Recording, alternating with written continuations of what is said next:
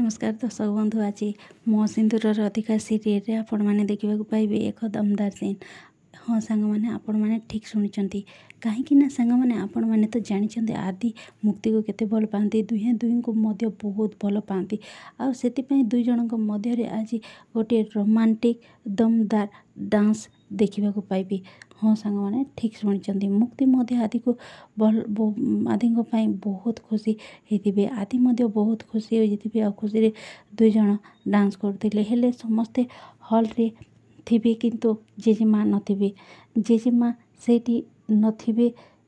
ए कथा धनश्री जानी आ जानी शुणी शालिनी पचारे जेजेमा गले कुआड़े धनश्री कहे जेजेमा टिके जरूरी काम रे बाहर को जाइछंती एपटे शालिनी कहे तांकर एमिति को जरूरी काम पड़गला जे से बाहर को जाइछंती तापरे ऊपर मुई कहे लगुच तुमको जमा भी भल लगु नथिबो कहीं माही आ जीजू कौन सी भी चांस कंप्लीट हेउनी बोली तमें चाहूच ना से बोधे माने